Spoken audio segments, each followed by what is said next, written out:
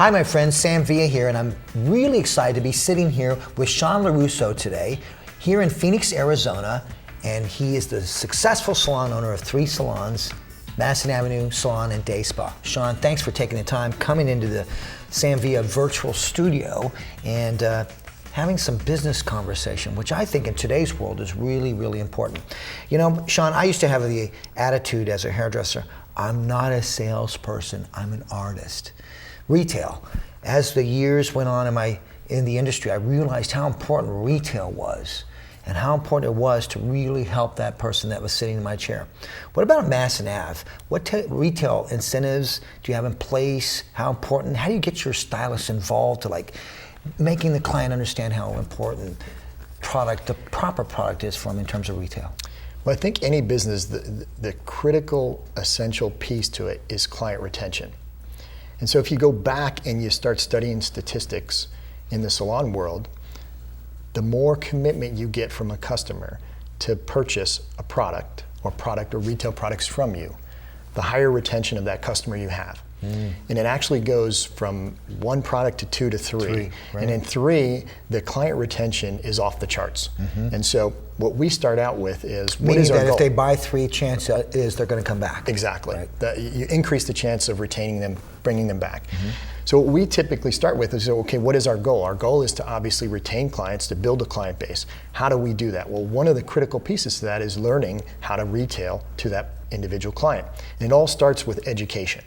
So when that client sits in the chair, our goal is to make sure that we're educating them every single step of the way, every single product that's being used on their hair, from the shampoo to the conditioner, back to the chair itself, and the styling aids and styling products. Everything has to be educated. They have got to make sure that they're well informed of what they're using, and they can transfer that information on to the individual who's in their chair. I once had a conversation with one of my estheticians years ago. She was an unbelievable esthetician, did extremely well on the service side. Didn't really sell much product though, didn't sell much retail at all. And she came to me one day and said, I'm just what you said earlier. I'm just not, I don't want to be pushy. I'm not a salesperson, that's not what I do.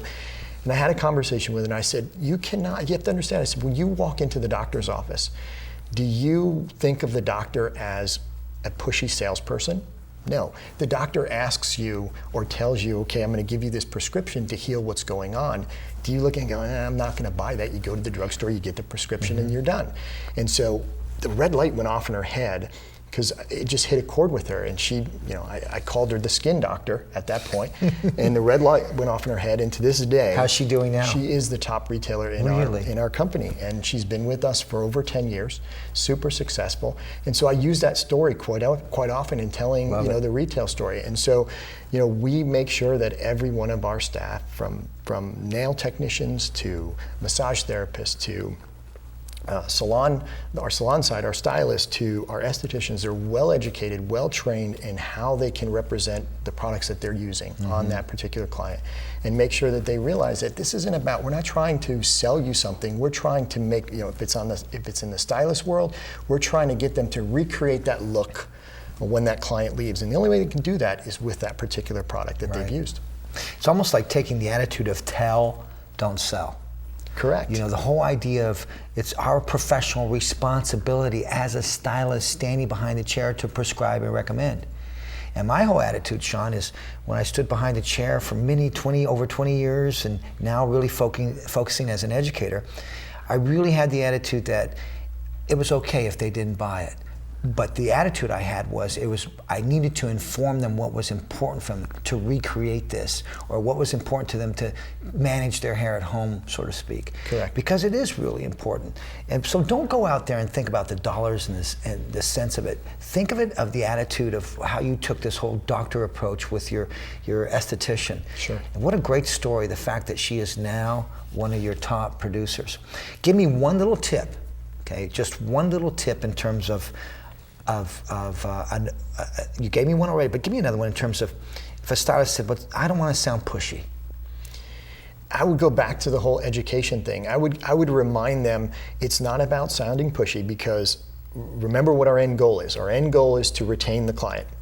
So we know that part of the way to retain that client is to gain their trust, gain their confidence, and make sure that at the end of the day, we're recommending these products. And we've created recently an RX sheet that we write down all the products that were used. Great prescription sheet. And we're not pushy in that sense. We're just passing that on, and they can choose to buy from us. They can choose not to buy from us. They can choose to go somewhere else if that's what they like. But it gives that added touch. It allows them, for those that don't necessarily feel comfortable walking them up to the front, going to that retail area, not everybody's comfortable doing that. And so with the RX sheet, with the prescription sheet that we've created, this allows them to have that in their possession. They can pass it on, and it's more of a soft sell as opposed to a hard sell. And we don't have any hard sells, but some may classify walking a client up, showing them the product as a hard sell.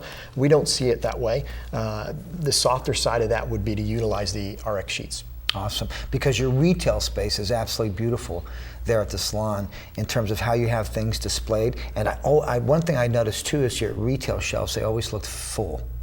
It didn't seem like there was anything weak there. I mean, is that something that's important to you in terms of keeping it full, or?